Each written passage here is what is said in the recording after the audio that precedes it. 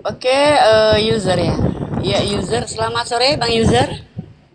Selamat sore, Ya, Bang User, Islam apa Kristen, Bang? saya Kristen. Oke, boleh tahu denom, Bang? Apa? Kristen apa? Denomnya apa? Oh, Protestan, Protestan. Protestan. Oke, siap. Di sini ada Bang Zuma ya. Siap diskusi sama beliau ya, Bang ya. Ya, saya mau bertanya, Oke, dilanjut. Silakan. Bang Zuma. Siap. Saya mau nanya ya di dalam iman Islam itu Suaranya kan kecil ya? ada para nabi. Ini kecil bang, Halo, dengar? Ya Dengar udah, nggak? udah. Ya. Oke, oke. dengar bang. Ya, di dalam iman Islam itu kan ada para nabi ya seperti Nabi Musa, Nabi Iya, Nuh, dan nabi-nabi yang lain ya.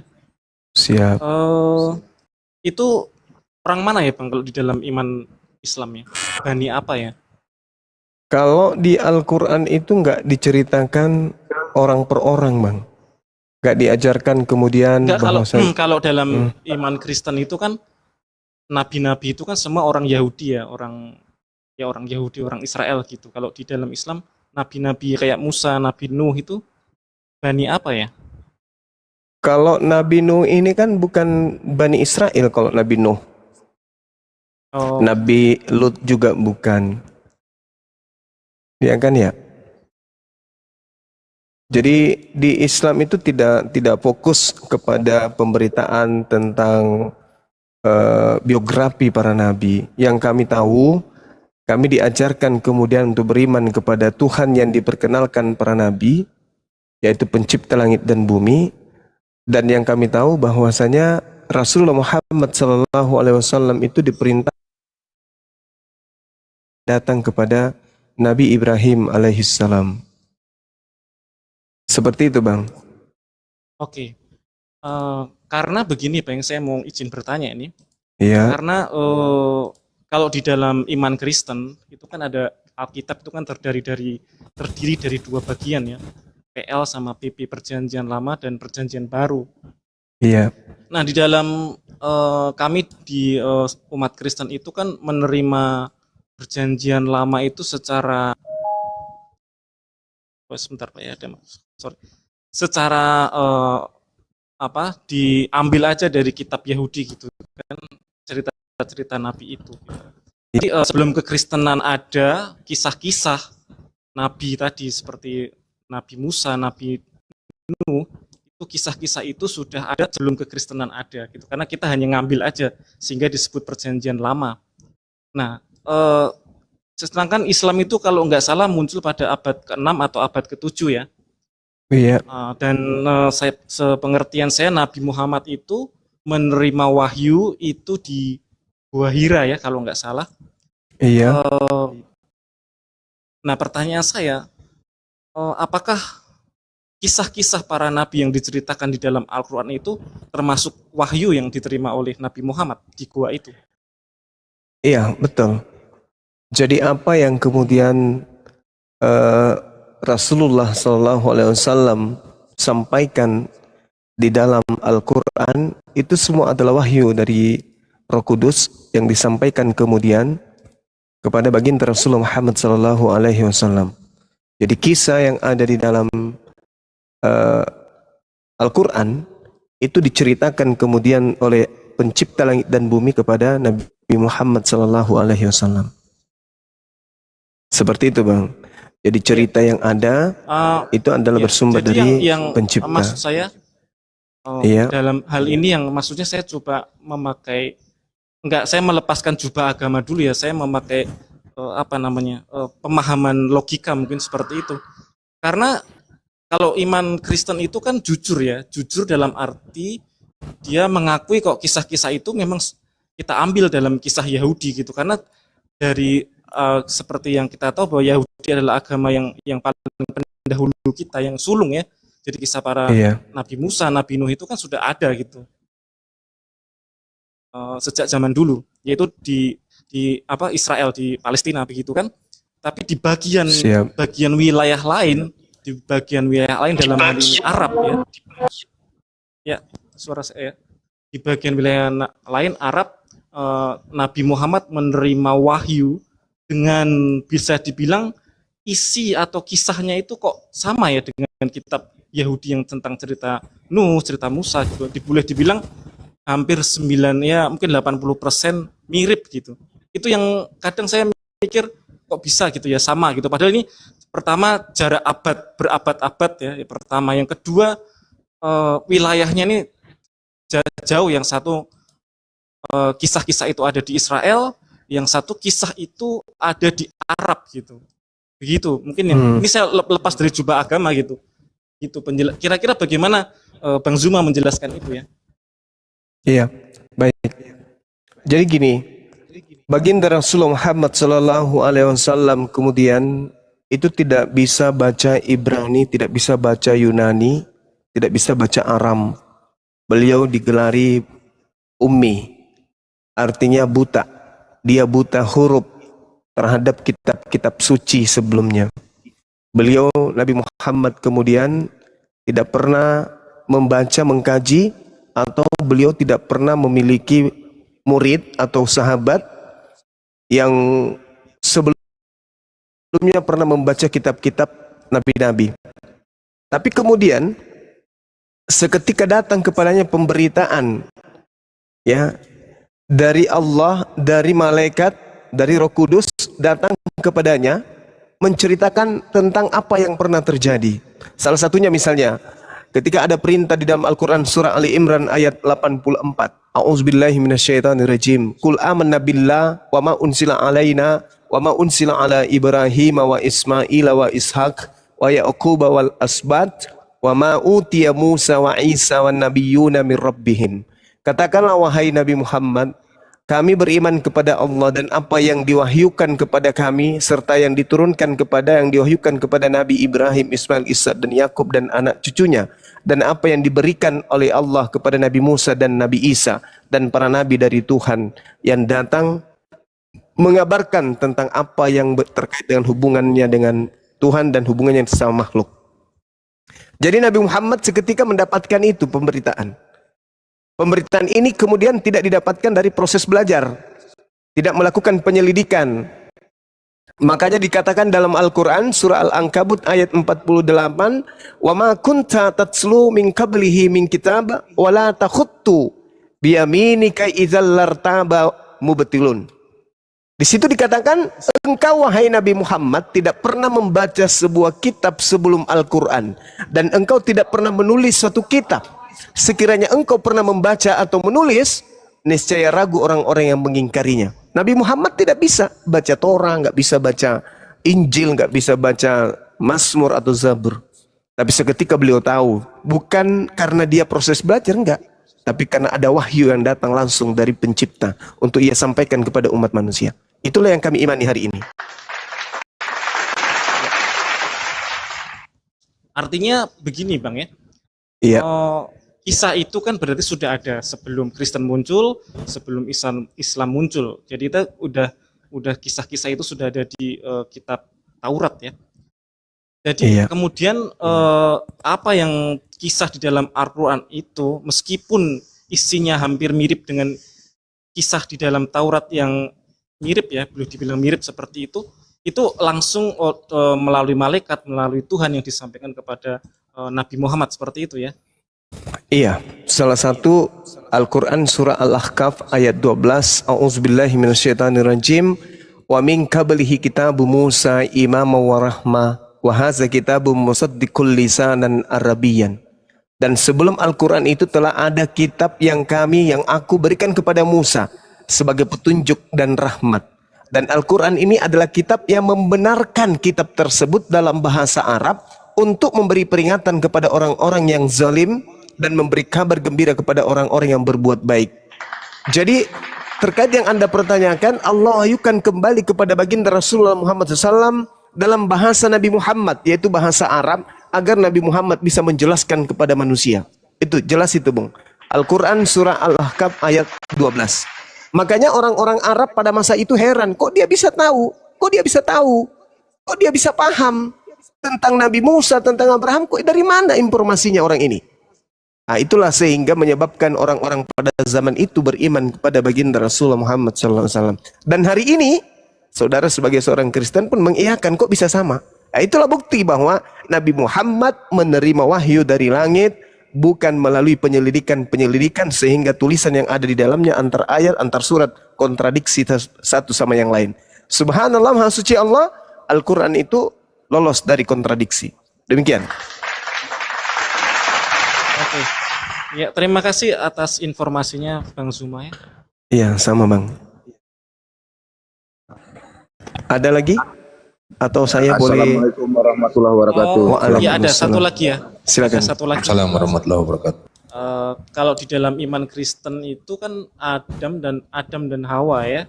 Iya. Kan manusia yang diciptakan oleh Allah pertama kali Siap. gitu kan. Dan tidak disebut nabi. Kenapa di dalam Islam Adam itu disebut nabi ya? Kalau dalam iman Kristen kan dia manusia pertama saja begitu. Iya, baik. Nabi itu adalah orang yang menerima firman. Adam alaihi salam adalah orang yang menerima firman. Bilangan 12 nomor 6, jika ada di antaramu seorang nabi, maka aku Tuhan akan menyatakan diriku kepadanya dan akan berkata kepadanya melalui penglihatannya dan berfirman kepadanya melalui mimpi. Jadi Nabi itu adalah orang yang menerima firman. Nabi Adam menerima firman. Dia adalah makhluk pertama dari sisi manusia. Wa isqala rabbuka lil malaikati inni ja'ilum fil ardi khalifah. Qalu ataj'alu fiha may yufsidu fiha wa yasfikud dima wa nahnu nusabbihu bihamdika wa nukaddisu lak. Qala inni a'lamu ma la ta'lamun, dan seterusnya. Al-Qur'an surah Al-Baqarah dari ayat 30 ya kalau saya enggak salah. Itu di situ Allah menyebut pertama kali berdiskusi langsung dengan Adam alaihissalam disaksikan oleh para malaikat. Berarti Adam ketika ya silakan. Jadi yang dimaksud dalam iman Islam kenabian yang diterima oleh Adam itu karena dia manusia pertama begitu. Oleh itu sebab Menerima firman. Firman dalam hal apa ya? Maksudnya apakah kitab atau apa gitu? Petunjuk, Bang. Al-Baqarah ayat 31 kalau nggak salah. Petunjuk maksudnya dalam hal apa ya, Bang? Petunjuk untuk sebagai risalah, sebagai pemimpin di atas muka bumi ini.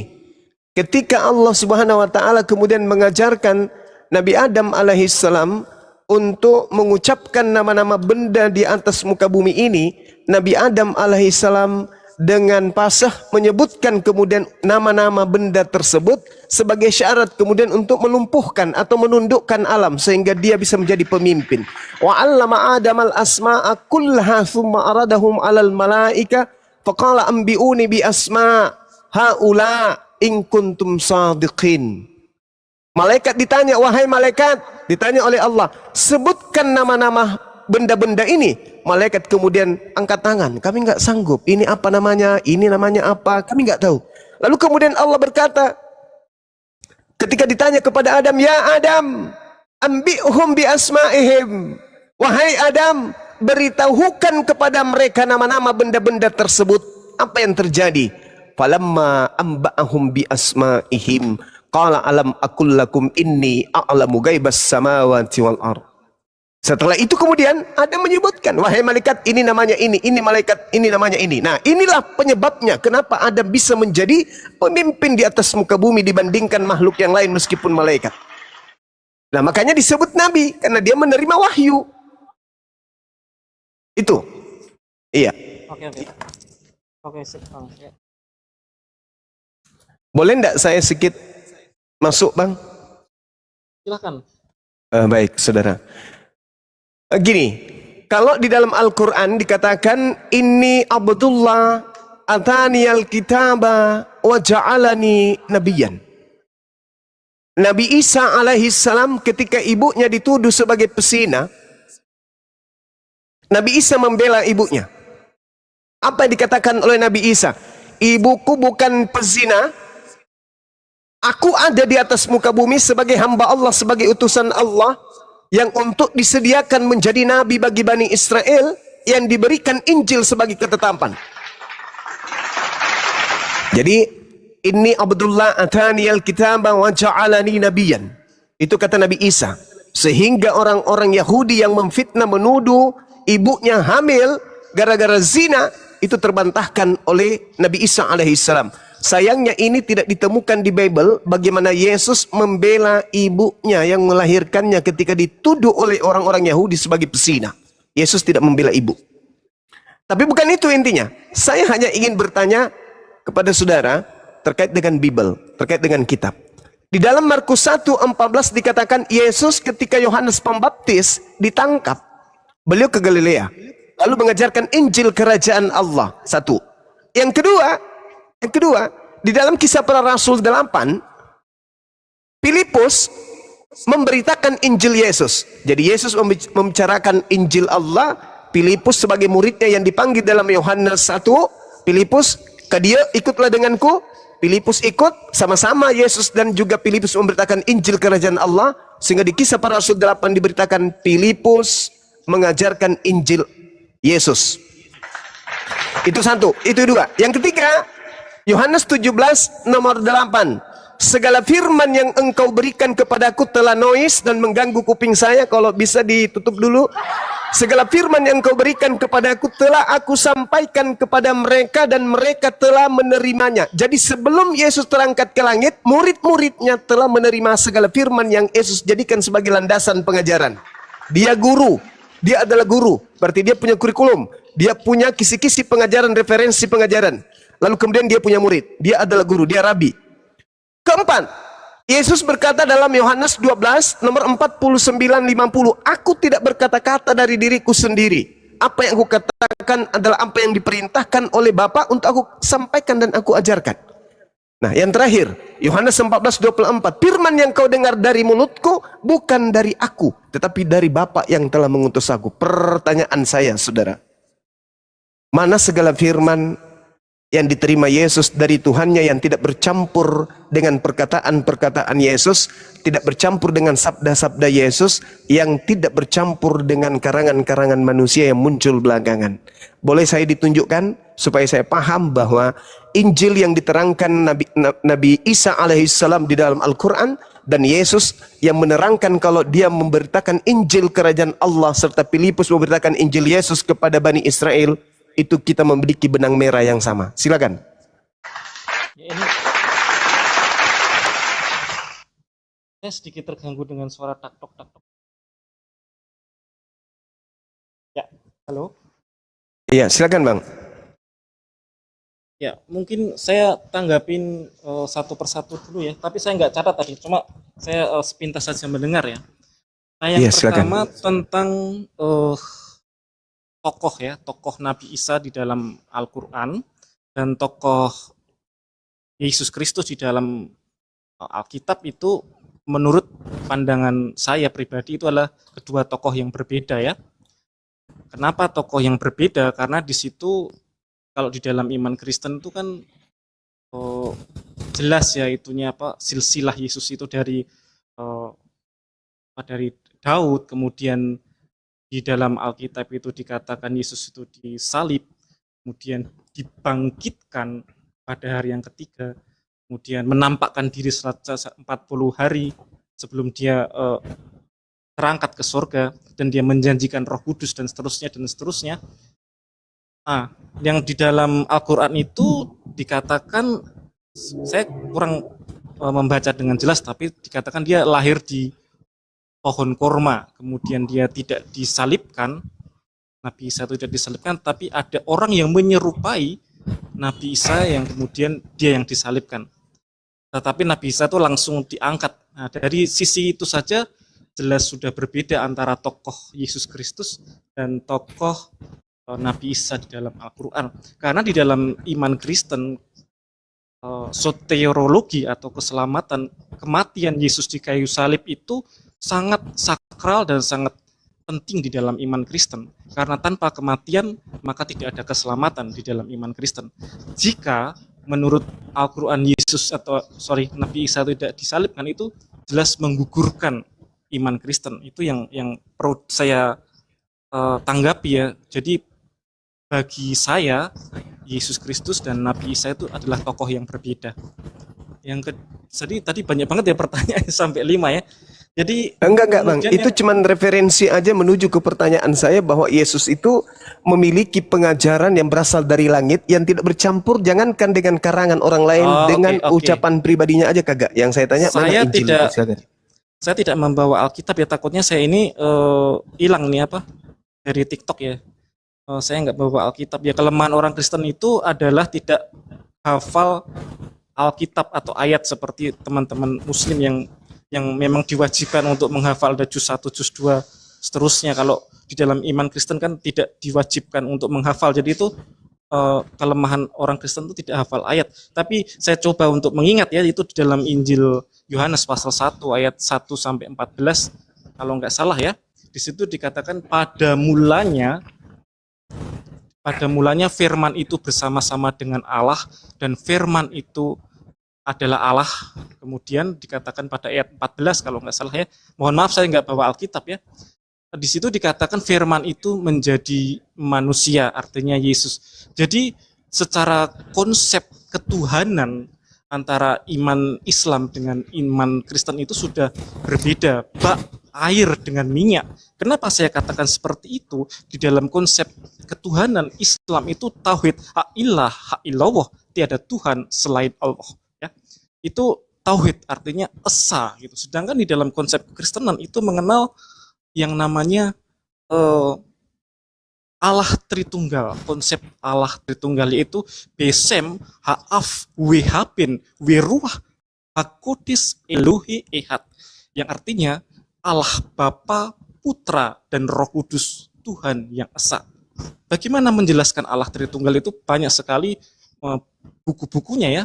Tetapi jelas saya mau katakan konsep ketuhanan Islam dengan ketuhanan Kristen itu seperti minyak dan air dan tidak bisa bersatu. Maka dalam berbagai perdebatan bagaimanapun juga itu tidak akan menyatu. Kenapa? Karena seperti tadi saya katakan seperti minyak dan air.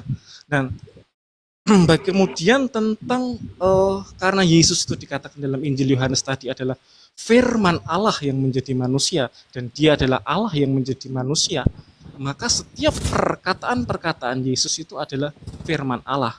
Jadi Yesus firman itu sendiri seperti itu pemahaman di dalam iman Kristen gitu. Jadi kalau kemudian diperdebatkan bagaimana tentang ketuhanan Yesus, kemanusiaan Yesus dan seterusnya, ya bolak-balik kembali kepada Bang udah bang, Allah usah ceramah kau Tritunggal. bang, udah bang, usah ceramah kau bang, kau jawab aja pertanyaannya bang. Ya itu saya jawab bagaimana membedakan bercampur ya, perkataan Yesus itu adalah firman Allah itu sendiri karena dia firman yang menjadi manusia seperti itu. Iya yang mana bang, yang mana? Tunjukkan nama Bang Juma gitu loh. Apanya? Oke. Ya tadi Kenapa dia ceramah ini? ceramah itu yang saya jelaskan. Baik, saudara. Dan yang pertama gini. Yang pertama yang harus dipahami nih supaya ini edukasi ya. Yang saya pertanyakan ini terkait dengan Injil. Injil yang datang kepada Nabi Isa alaihissalam. Di dalam Al-Quran yang tadi yang saya bacakan di dalam surah Maryam. Inni Abdullah atani al-kitab wa ja'alani nabiyan. Itu poin. Kemudian Anda mengatakan Isa Yesus itu adalah oknum yang berbeda. Saya pun mengiyakan itu. Cuman masalahnya adalah saya mengiyakan Yesus dan Isa itu berbeda bukan karena saya menolak datangnya kemudian sosok pembawa kabar gembira atau Injil di tengah-tengah Bani Israel, enggak. Tapi yang membuat saya mengatakan tidak sama karena konsep yang Kristen punya. Sayangnya saudara, sayangnya nih, Bible mendukung Al-Quran, itu dulu. Nah, sehingga ketika saya bertanya mana Injil yang diberitakan oleh Yesus, Anda nggak nyampe ke sana. Maksud saya mungkin Anda lupa arah pertanyaan saya. Mungkin Anda lupa, bukan nggak tahu, tapi lupa. Kemudian ketika dikatakan di Al-Quran bahwa Nabi Isa alaihissalam itu lahir di area pohon kurma, sayangnya nih, tempat Yesus lahir dan besar itu dipenuhi pohon kurma dari sejak turun-temurun. Ulangan 34 nomor 4, Hakim-Hakim 1 nomor 16, Hakim-Hakim 3 nomor 13, Hakim 4 nomor 5, 2 Tawarik 28 15, kemudian Nehemia 8 nomor 16 menceritakan tempat kelahiran Yesus, tempat daripada Maria membesarkan kandungan dan anaknya, itu adalah kota yang disebut dengan kota kurma. Tidak disebut dengan kota kandang kambing atau kambing domba, kandang domba. Itu sangat disayangkan. Bible justru mendukung apa yang diceritakan oleh Al-Quran. Jadi tepatlah dikatakan bahwa Al-Quran itu disampaikan oleh yang maha menyaksikan, yaitu pencipta langit dan bumi. Itu satu. Kemudian, kembali kepada pertanyaan saya tadi, terkait dengan materi yang Anda bawa, pertanyaan Anda tentang Taurat, bagaimana Nabi Muhammad bisa mengetahui tentang itu semua. Saya kembali, bahwa ketika Al-Quran mengatakan Nabi Isa membawa Injil, rupanya di Bible pun, menurut kesaksian-kesaksian penulis, Yesus pun mengajarkan Injil. Tadi saya sudah menguraikan. Di dalam Markus 1 nomor 14, Yesus ke Galilea pada saat kemudian Yohanes itu ditangkap. Yesus kemudian datang ke sana mengajarkan Injil Allah. Sekali lagi, Injil Allah. Bukan Injil Markus, bukan Injil Matius, bukan Injil Yohanes, bukan Injil Lukas. Apalagi surat-surat Paulus. Yesus tidak pernah menyentuh dalam pengajarannya sebagai guru, sebagai dosen kepada mahasiswa, murid-murid yang ada pada zaman itu. Nah, ini Yesus menceritakan berita. Diberitakan cerita di mana Yesus mengajarkan Injil kerajaan Allah. Dan kita tahu, saudara, kalau Anda lanjut membaca Yohanes 1 yang tadi, firman jadi manusia, itu bukan dalam kaidah bahasan kita. Di data nomor 43, Yesus memanggil Filipus. Yesus tidak pernah memanggil Lukas. Yesus tidak pernah memanggil penulis Yohanes, penulis Matius, penulis Markus, penulis Roma, Galatia, Filipi, Kaliki, Pararam, Padale, Kaluku, Nakan, Regaseng. Itu tidak pernah dipanggil oleh Yesus. Yang dipanggil oleh Yesus kemudian untuk memberitakan Injil adalah muridnya yang bernama Filipus. Pada keesokan harinya Yesus memutuskan untuk berangkat ke Galilea. Dia bertemu dengan Filipus dan berkata kepada Filipus, "Kadia, kesini, ikut dengan aku." Itu kata Yesus kepada Filipus.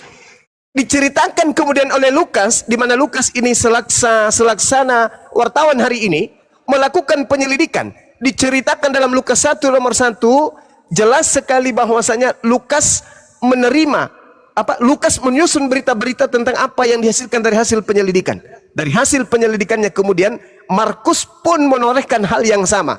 Di dalam catatan Markus 1 nomor 14, Yesus menceritakan itu. Nah, Lukas menceritakan dalam Kisah Para Rasul 8 nomor 35, di situ Lukasnya menyelidiki dan mengatakan begini, maka mulailah Filipus berbicara dan bertolak dari nas itu, Filipus memberitakan Injil Yesus kepadanya. Jadi dua oknum yang jalan bersama seiring sejalan ke Galilea, mengajarkan Injil Allah, mengajarkan Injil Yesus. Pertanyaan saya, Bung, mana Injil Allah yang Yesus sampaikan kepada murid-muridnya, yang bukan Markus, Matius, Yohanes, Galatia, Filipi, Kaliki, dan seterusnya? Bukan itu. Bukan surat-surat Paulus yang 13 itu, bukan. Tetapi Injil Allah dan Injil Yesus. Supaya saya tahu bahwasanya memang betul Injil yang datang kepada Nabi Isa alaihissalam itu memang ada. Tapi itu sudah tidak ada lagi hari ini, karena yang muncul adalah fawailul lilladzina yaktubuna alkitaba biaidihim tsumma yaquluna hadza min indillah. Yang muncul sekarang adalah sebuah kitab yang bukan dari Allah tapi dianggap itu dari Allah. Nah, sekali lagi saya ulang pertanyaan saya.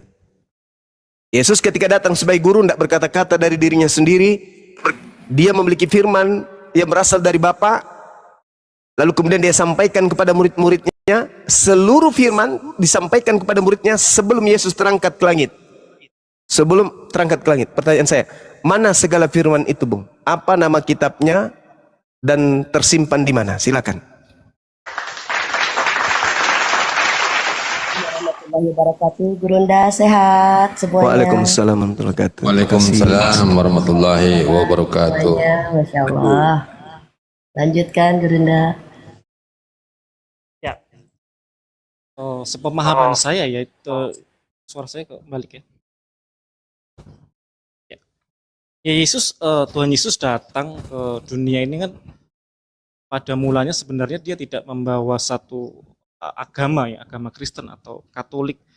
Dia tidak membawa ajaran agama sebenarnya, tetapi dia memberitakan tentang kerajaan Allah, gitu kan? Dia mengklaim Tuhan Yesus mengklaim bahwa dirinya adalah Mesias. Artinya ini jangan dikatakan saya khotbah, tapi saya menjelaskan iman saya, Pak Ojekan ini. Nanti saya dibilang khotbah gitu. Iya, lanjut Bang, lanjut.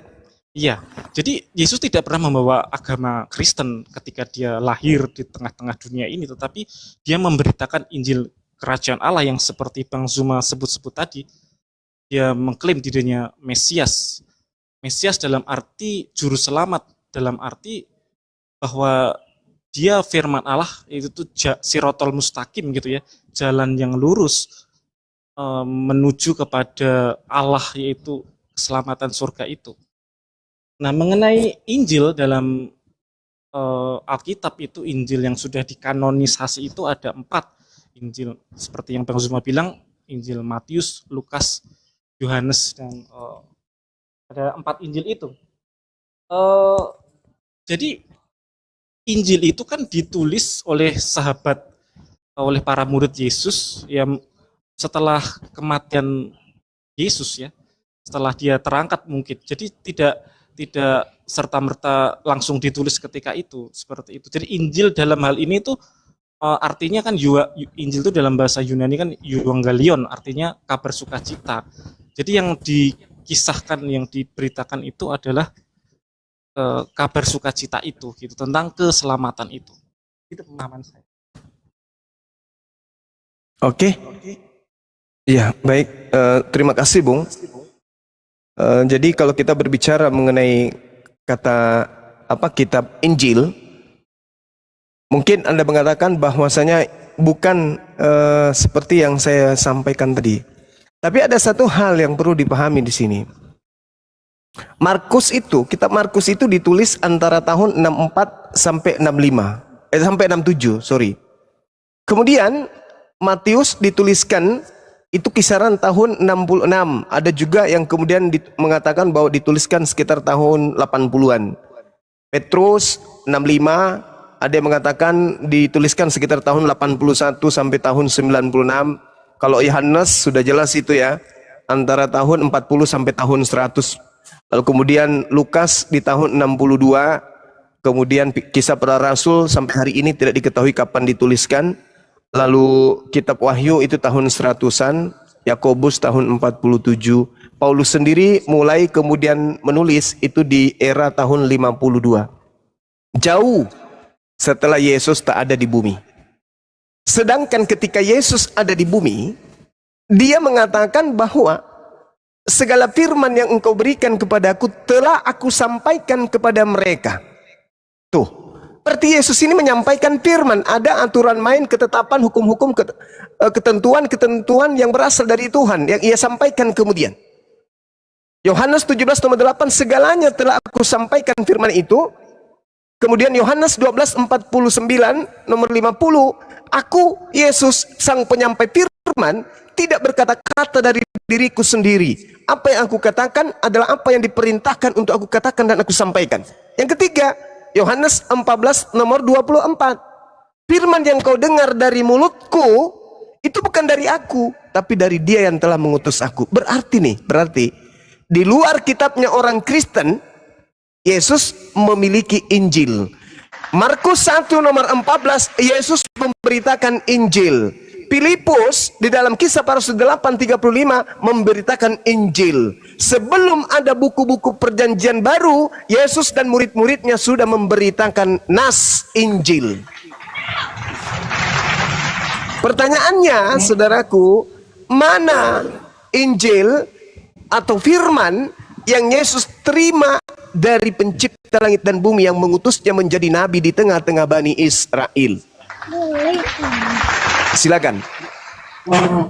Ya, jadi kita kembali kepada Assalamualaikum warahmatullahi wabarakatuh. Waalaikumsalam warahmatullahi wabarakatuh. Assalamualaikum warahmatullahi wabarakatuh. Maaf, saya Lanjut. potong saudara user ya. Sudah 3 kali Anda belum menjawab ya pertanyaannya ya. Lanjut. Nah, saya kurang mengerti kalau dibilang belum menjawab, jadi saya jawab dengan pemahaman saya ya. Jadi kita kembali kepada proses penulisan Alkitab. Mungkin saya hendak menyandingkan ya. Coba seperti ini ya. Eh, Tuhan Yesus dan juga Muhammad dia menerima wahyu ya.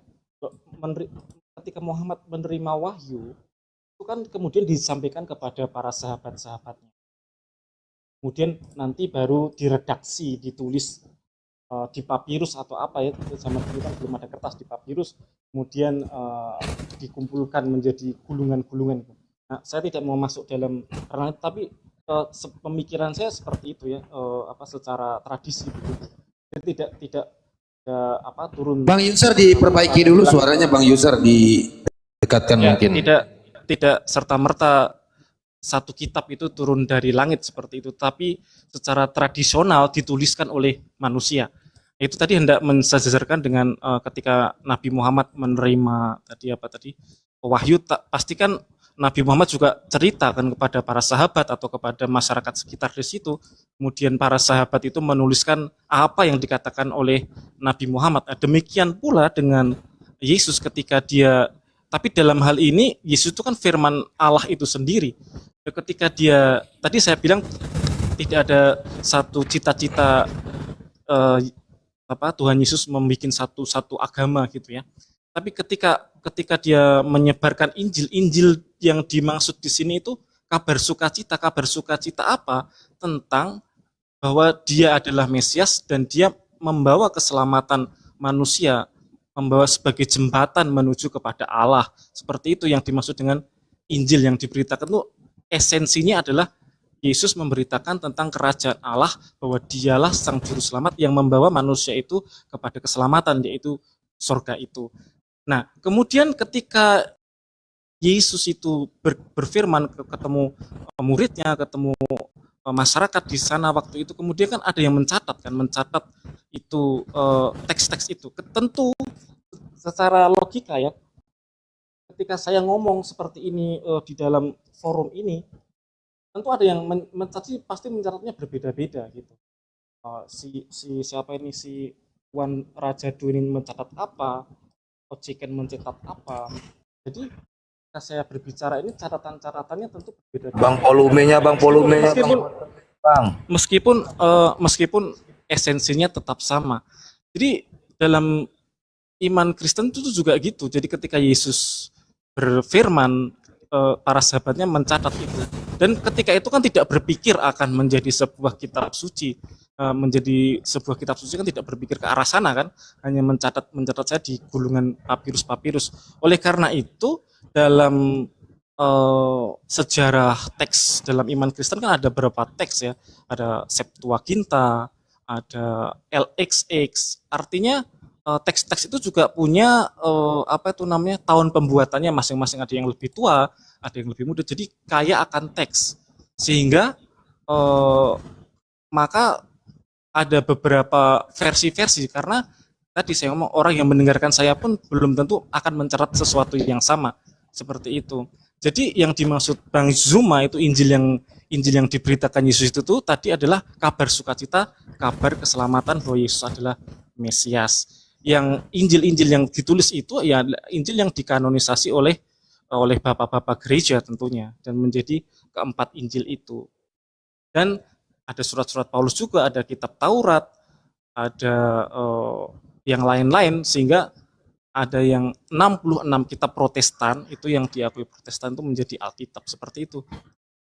Mungkin saya nggak tahu apakah statement saya ini menjawab atau tidak, tapi itu yang saya pahami. Oke, baik. Jadi gini, saudara, kalau kita berbicara mengenai Nabi Muhammad sebagai standar dalam penilaian hal ini, saya punya kewajiban. Sebentar. Ya, silakan.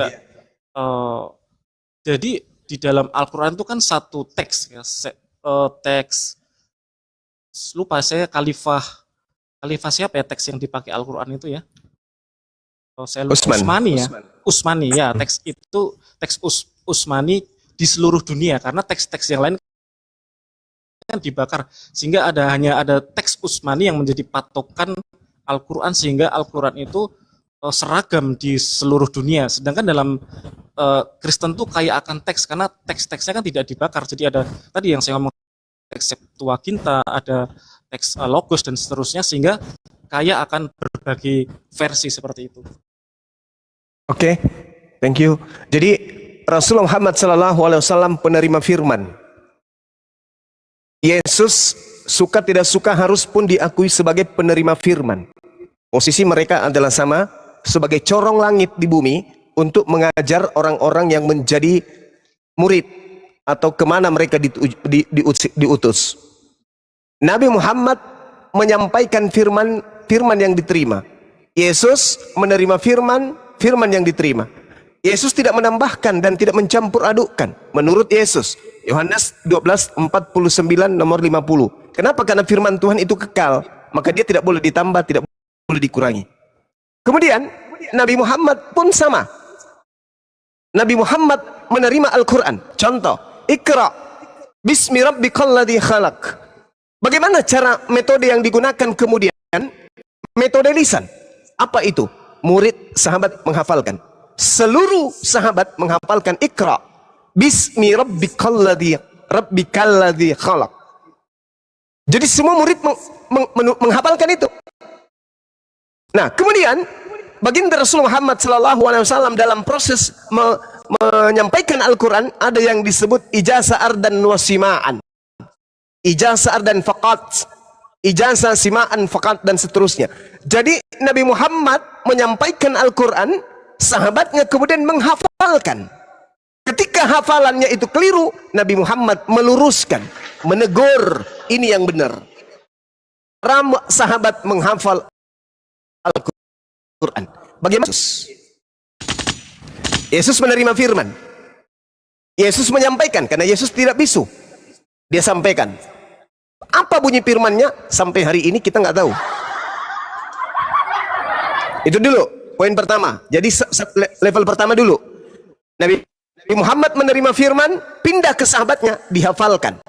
Yesus menerima firman, pindah ke muridnya, dihafalkan tidak, dituliskan pun tidak. Saya ulang. Nabi Muhammad menerima firman, pindah ke muridnya, muridnya menghafalkan. Kemudian ketika Yesus menerima firman, Yesus sampaikan kepada muridnya, murid tidak menghafal, murid tidak menulis. Nabi Muhammad, muridnya menulis, muridnya menghafal. 2 poin. 2 poin terpenuhi di Nabi Muhammad, 2 poin tidak terpenuhi di Yesus. Kemudian ketika para sahabat menulis, menghafal, Nabi Muhammad menyampaikan, jangan kau tuliskan yang bukan kuterima sebagai wahyu. Tuliskan yang berasal dari Allah. 22 tahun kemudian para sahabat digembleng untuk menghafal Quran. Cukup waktunya. Ketika Nabi Muhammad udah meninggal dunia, terjadi perang. Sahabat penghafal Al-Quran kemudian banyak yang wafat, banyak yang meninggalkan dunia. Sampai muncul instruksi, kalau semua penghafal Al-Quran ini meninggal, bagaimana caranya Islam ini kita sampaikan sampai ke ujung bumi?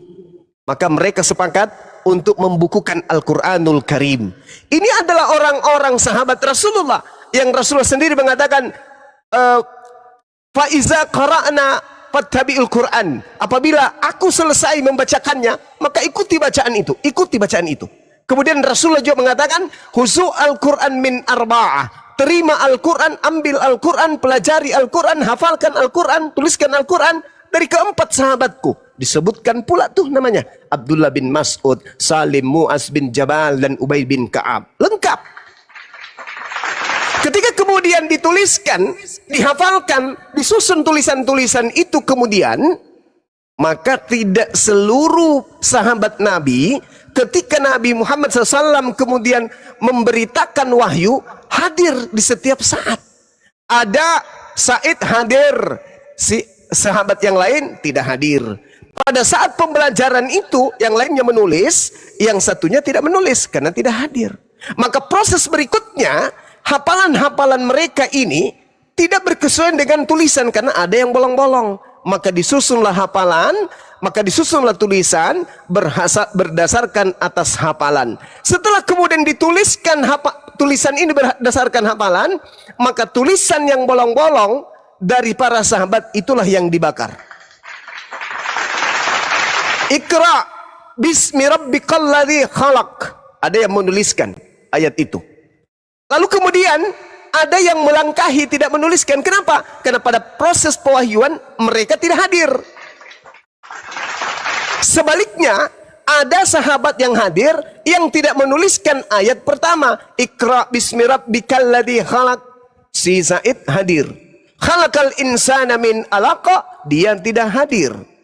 Kemudian sebaliknya, pada saat Utsman hadir, Iqra bismi rabbikal ladzi khalaq, hadir Utsman. Khalaqal insana min alaq, dia tidak hadir. Berarti kebalik. Bagaimana caranya kemudian untuk menyusun kitab ini, catatan-catatan mereka? Maka patokannya adalah para penghafal. Maka penghafal datang, Iqra bismi rabbikal ladzi khalaq, khalaqal insana min alaq, Iqra wa rabbukal akram alladzi 'allama bil qalam, 'allamal insana ma lam ya'lam, kalla innal insana la yatgha ar-ra'ahu istagna, dan seterusnya. Nah, sementara tulisan-tulisan yang ada, Iqra bismi rabbikal ladzi khalaq, ada yang langsung Iqra wa rabbukal akram, loncat lagi allamal insana ma lam ya'lam, loncat lagi ar-ra'ahu istagna, loncat lagi. Di tulisan yang lain juga begitu, loncat. Maka untuk menyatukan tulisan harus ada penghafal yang menjadi koridor bacaan. Setelah itu dibukukan berdasarkan hafalan, tadi yang bolong-bolong itulah yang dibakar. Bukan bacaan yang di luar daripada Al-Quran yang dibakar, tapi bacaan-bacaan yang tidak tersusun sesuai dengan hafalan. Itulah yang dibakar, agar Anda tahu. Nah, ini sudah level 2. Level 2 kosong. Level 3 bagi Kristen kosong. Tadi tidak menghafal, tidak dituliskan. Level kedua kosong. Level ketiga menerimanya, disebutlah dengan sebutan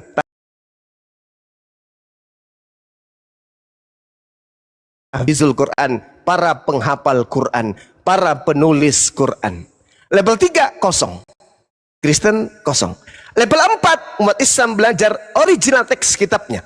Alif, ba, ta, za. Level 4 Kristen 0 kosong. Sampai pada akhirnya di tahun Yesus sudah terangkat puluhan tahun setelahnya, barulah para penulis, para wartawan ini mengumpulkan cerita-cerita satu sama yang lain dari hasil penyelidikan informasi dari saksi-saksi yang ada. Makanya saya berani mengatakan bahwa kitab saudara Kristen itu bukan firman Tuhan, tetapi tulisan orang-orang yang tidak dikenal. Lalu kemudian saudara sendiri mengatakan tadi, mereka tidak menyangka kalau tulisannya kelak akan dijadikan sebagai firman Tuhan. Karena memang bukan firman Tuhan. Bercampur aduk antara sabda Yesus dengan firman yang Yesus terima dari Tuhan. Kalau di Islam enggak, firman Tuhan adalah Al-Quran, ucapan uraian Rasul tentang ayat itu disebut hadits. Makanya di Islam itu ada Al-Quran, ada hadits. Apa Al-Quran? Firman Allah. Apa hadits? Uraian Rasulullah tentang Al-Quran. Nah, kalau di kitabnya Kristen tak ada. Murni semuanya adalah tanpa legitimasi dari sumber Yesus. Makanya saya katakan, kenapa kitabnya orang Kristen itu menggunakan terjemahan saja, tidak disertakan original teksnya? Karena itu tadi, original teksnya pun tidak berasal dari Yesus.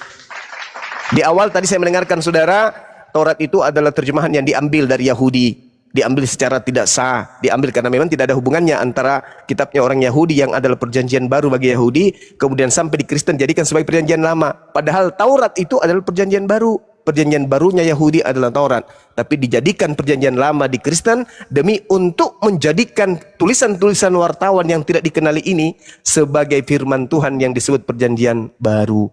Jadi pada kesimpulannya, Injil yang Yesus ajarkan di tengah-tengah Bani Israel yang adalah firman Tuhan itu tidak ada di Kristen. Itulah yang dikatakan oleh Al-Quranul Karim. Mohon maaf sekali lagi saya baca ayat suci Al-Quran yang menerangkan tadi bahwasanya baginda Rasul Muhammad SAW menyatakan bahwa orang-orang terdahulu kemudian orang-orang terdahulu membaca sebuah kitab dan ternyata kitab yang mereka baca itu bukanlah Al-Quran, bukanlah Injil. Wa inna minhum lafariqal lalwunal maaf saya lupa ayatnya. A'udzubillahi minasyaitonirrajim. Wa inna minhum lafariqa yalwana alsinatahum bil kitab liyatahzabu minal kitab wa ma huwa minal kitab wa yaquluna huwa min indillah wa ma huwa min indillah wa yaquluna 'alallahil kadziba wa hum ya'lamun. Itu kitab ayatnya itu. Bahwasanya ada di antara mereka segolongan manusia memutarbalikkan lidahnya membaca sebuah kitab agar kamu menyangka bahwa itu adalah Alkitab, padahal itu bukan Alkitab, dan mereka berkata itu dari Allah, padahal itu bukan dari Allah. Itulah Bible yang dimaksud oleh Al-Quran. Demikian, Bung. Maaf kalau kepanjangan, silakan. Menurut saya sah-sah saja ya dalam Bang Zuma menyampaikan satu, dengar ya suara saya? Iya. Ya, menurut saya sah-sah saja Bang Zuma dalam menyampaikan argumennya tentang yang panjang dan lebar tadi begitu. Tapi di dalam tadi iman Kristen bahwa penulisan Alkitab yang ditulis oleh para murid itu diimani, yaitu di dalam bimbingan Roh Kudus ya. Roh Kudus adalah pribadi Allah yang ketiga yang dia dalam Allah Tritunggal. Jadi ditulis sedemikian detail itu atas ilham daripada Roh Kudus. Jadi tidak serta merta ngawur begitu ya. Yang kemudian itu ada proses cukup panjang ya dalam hal ini bapak-bapak gereja yang dari berbagai tempat juga akhirnya kan tadi dikatakan mengkanonkan kitab itu menjadi 66 kitab. Begitu pemahaman saya. Kemudian yang saya tanya ya, terakhir mungkin karena nanti jam 5 saya harus pulang kantor nih. Ya, silakan. Di Nabi Muhammad itu kan menerima ayat ada Makkiyah dan Madinah gitu ya. Iya. Kalau nggak salah saya pernah belajar itu coraknya berbeda. Sorry kalau kebalik ya. Kalau Makkiyah itu lebih keras, kalau Madinah itu lebih lembut gitu. Kenapa ya dibedakan ayat itu menjadi berbeda khasnya karena tempatnya atau karena apa ya? Kenapa dibedakan begitu ya antara ayat Makkiyah dan Madaniyah? Iya, baik. Jadi Makkiyah, Madaniyah wahyu Allah yang diturunkan kepada baginda Rasul Muhammad SAW setelah berhijrah ke Madinah. Makkiyah, wahyu yang diturunkan kepada Nabi Muhammad SAW sebelum berhijrah ke Madinah. Kondisi yang ada pada zaman itu yang menyebabkan kemudian ayat ini berbeda cakupannya. Ada masa di mana Nabi Muhammad SAW itu diusir, kemudian ada masa kemudian Nabi Muhammad SAW datang untuk menyatukan orang-orang yang ada di Mekah. Ada masa di mana Nabi Muhammad bertahan, ada masa di mana Nabi Muhammad harus memerangi orang-orang yang memerangi dirinya.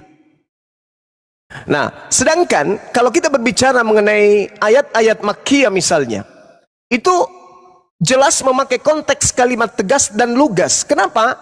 Karena kebanyakan objek yang didakwai yang menjadi sasaran penyampaian firman pada masa itu menolak. Dan juga ada yang membenarkan. Maka sesuai untuk mempergunakan konteks kalimat yang tegas. Semisal surah Al-Mudaththir atau Al-Qamar. Sedangkan ayat-ayat Madaniyah itu kebanyakan mempergunakan konteks yang lembut. Kenapa? Karena kebanyakan objek yang didakwahi adalah mereka yang menerima dan sudah taat. Jadi cakupannya adalah ajaran pengajaran lanjutan. Jadi ayat-ayat Madaniyah itu adalah ayat-ayat lanjutan dari kajian. Sementara ayat-ayat Makkiyah adalah penegasan awal kepada orang-orang kafir. Kemudian kalau kita melihat dari ayat Makkiyah, itu kebanyakan ayat-ayat pendek dan sangat argumentatif. Kenapa demikian? Karena kebanyakan yang didakwai itu adalah mengingkari. Mereka ingkar, mereka kufur terhadap isi daripada Al-Quran tersebut. Sehingga konteks daripada cakupan ayatnya itu mengikuti kondisi yang berlaku pada masa itu. Nah, ini yang kemudian yang ingin saya sampaikan. Sedangkan kalau kita berbicara mengenai ayat-ayat Madaniyah, itu penjelasannya tentang hukum-hukum yang tidak argumentatif. Kenapa demikian? Yaitu tadi, karena disesuaikan dengan kondisi objek yang didakwahi. Mereka sudah menerima Islam. Jadi tinggal menerima kemudian apa yang menjadi rukun syarat sah suatu hukum. Sedangkan Makkiyah itu rata-rata orang kafir yang menolak kemudian Islam. Maka dia cenderung kepada hal-hal yang seperti yang saya bacakan tadi di awal saya masuk ke sini. Innalladzina amanu yuqatiluna fi sabilillah. Orang-orang yang beriman itu berjuang di jalan Allah. Walladzina kafaru fi sabilit tagut. Dan orang-orang kafir itu berjuang di jalan setan. Itu jelas. Maka Al-Quran mengatakan bahwa perangilah mereka, saudara-saudaranya setan itu. Perangi dengan cara apa? Dengan tegas kepada mereka. Katakan yang hak adalah yang hak, yang batil adalah batil. Itu di Islam gitu. Jadi makanya dua ayat Madaniyah dan Makkiyah ini itu keliru Anda kalau Anda mengatakan bahwa cara bacanya yang menyebabkan. Enggak. Ini tergantung konteks di mana objek ayat suci Al-Quran itu ingin disampaikan. Itu yang pertama. Kedua, di Islam itu Bung, ada yang disebut qiraah sab'ah, bacaan 7. Jadi ada cara-cara membaca Al-Quran yang harakatnya itu beda. Tetapi itu semuanya dibiarkan, diizinkan, disahkan oleh Rasulullah. Kenapa? Karena lisan orang Arab pada masa itu semuanya tidak sama. Seperti misalnya wadduha, ada yang membacanya wadduha, wallaili idza zaja, wallaili idza saja, ma wadda'aka rabbuka ma kali. Itu dibiarkan, dibenarkan oleh Rasulullah. Dan itu tidak merusak makna, tidak merusak daripada isi kandungan Al-Quran itu sendiri. Makanya kalau Anda mengatakan ada salah dialeknya sama, ya memang Rasulullah mengiyakan dan mensahkan itu. Karena memang orang Arab lisannya tidak semuanya sama. Seperti itu saudara. Sedangkan kalau di Anda ya, sekali lagi mohon maaf nih, Bible Anda katakan dipenuhi oleh Roh Kudus sampai mereka menuliskan itu bullshit, nonsense. Saya boleh minta di mana dalilnya? Yohanes menulis karena kepenuhan Roh Kudus, Lukas menulis karena Roh Kudus, Paulus menulis, tak ada akan pernah Anda temukan itu. Lukas mengatakan aku menulis segala aku menyusun berita-berita yang terjadi antara peristiwa-peristiwa yang terjadi di antara kita dengan cara melakukan penelitian dan menyusunnya kembali kepada Theophilus. Tidak ada itu wahyu atau tidak ada itu Roh Kudus. Bahkan Paulus berani mengatakan dalam Korintus 11 nomor 17 apa kata dia? Aku menuliskan, aku menyampaikan bukan dari firman Tuhan, tetapi sebagai orang bodoh yang bermegah. Firman yang apa yang aku katakan bukan berdasarkan firman Tuhan. Itu enggak ada itu. Kemudian apa lagi? Coba Anda baca Matius 9 nomor 9. Anda baca Yohanes 21 nomor 24 nomor 25. Yohanes ini bukan murid Yesus dan dia menuliskan hanya atas dasar penyelidikan dari saksi-saksi. Itu Bang. Jadi bohong kalau ada pengakuan bahwa penulis Perjanjian Baru itu menerima wahyu dari Roh Kudus, itu bohong. Itu enggak ada. Silakan. Ya, mungkin sedikit penutup dari saya ya, karena saya harus pulang. Jadi, silakan Bang. Terima kasih buat penjelasan tentang ayat Makkiyah dan Madaniyah tadi ya. Siap. Ilmu baru untuk saya. Yang mungkin saya bicara secara umum saja ya. Yang karena memang diskusi sini sebenarnya sangat menarik karena itu juga kedua agama ini kan memiliki satu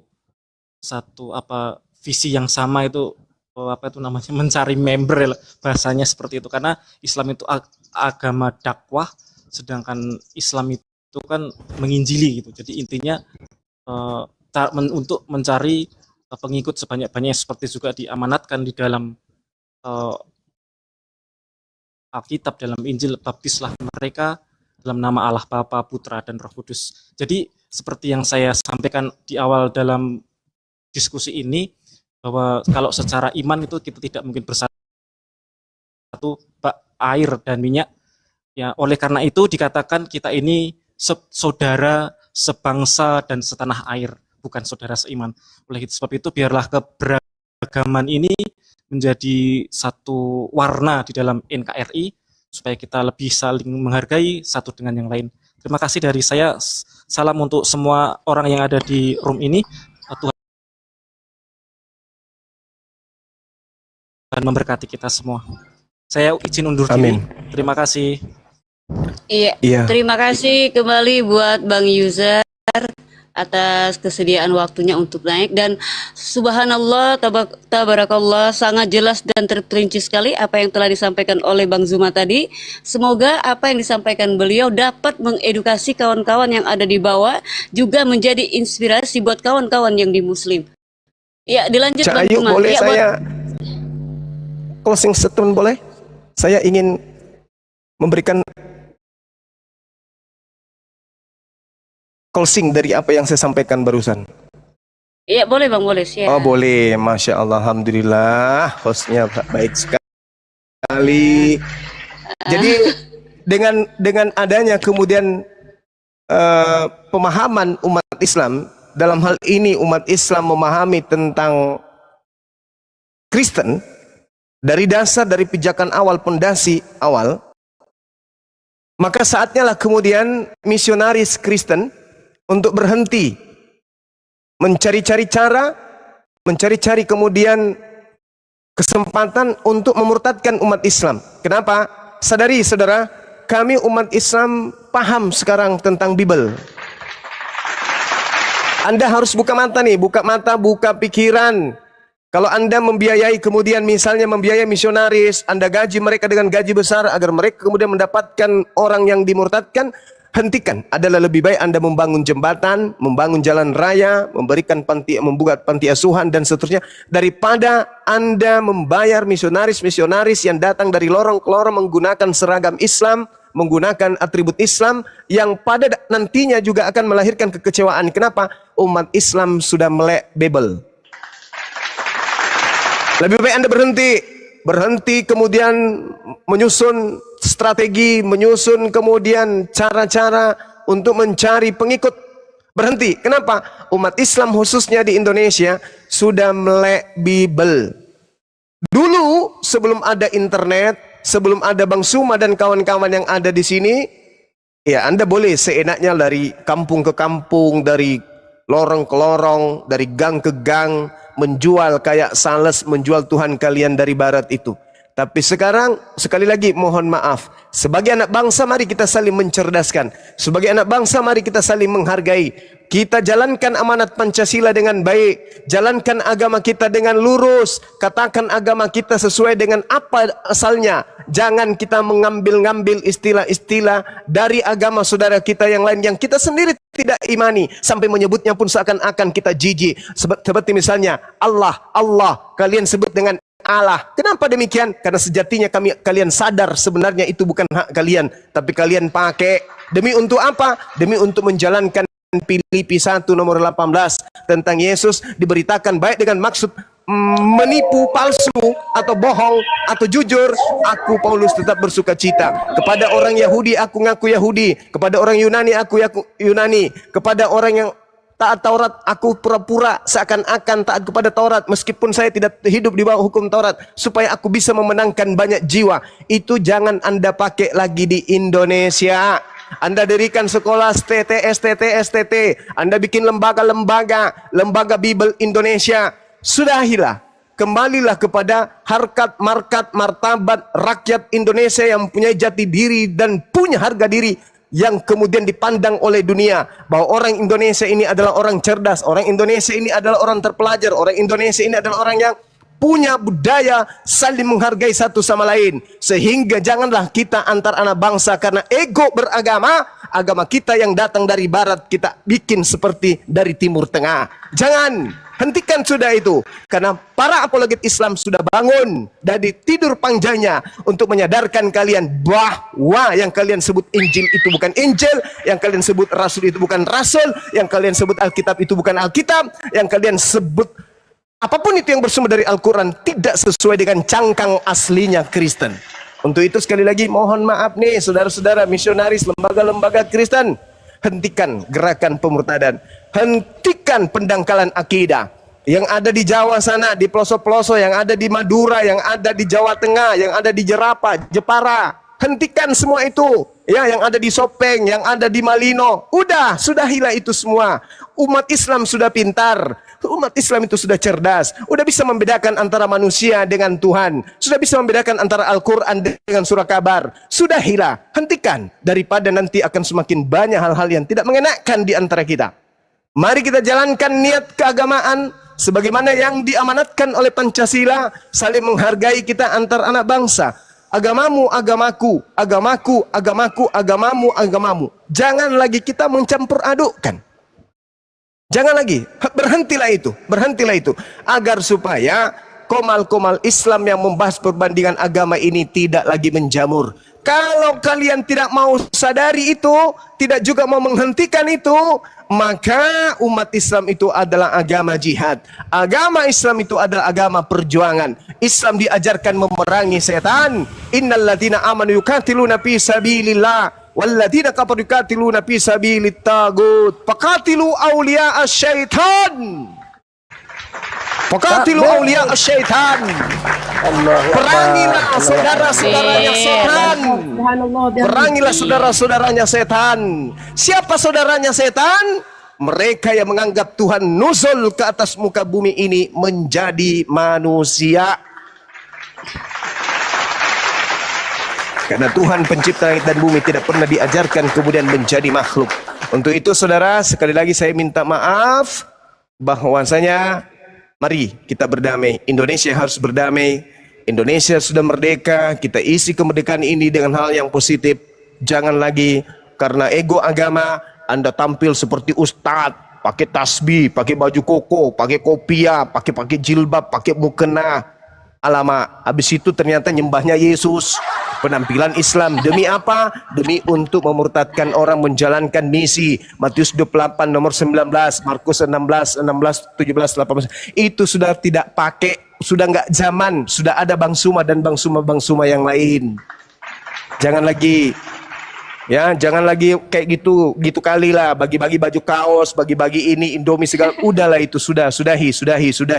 Lakum dinukum waliyadin. Ayo saudara Kristen, menjadi Kristen lah dengan baik. Gunakan seragam Anda dengan baik. Jangan Anda menggunakan seragam agama lain. Kalau Anda hanyalah menggunakan seragam sapam tapi Anda bukan sapam, itu Anda adalah sapam gadungan. Kalau Anda kemudian Kristen tapi Anda menggunakan atribut Islam, itu menandakan bahwa agama Anda bukanlah agama yang benar. Berhenti. Begitu juga umat Islam yang berpura-pura kemudian tampil seperti pendeta kalau ada, ya tampil seperti Yesus kalau ada. Sudahlah, kutukan Tuhan itu akan datang padamu. Berhenti melakukan hal kayak begitu. Islam silakan dengan Islamnya, Kristen dengan Kristennya. Yang lurus kembali kepada poin pertama, yaitu niatan Kristen adalah niat baik, niatan Islam juga adalah niatan baik. Jalankan niatan baik ini tanpa ada saling mencederai satu sama lain. Mari kita saling bahu-membahu, saling berpegangan untuk kita mengisi kemerdekaan.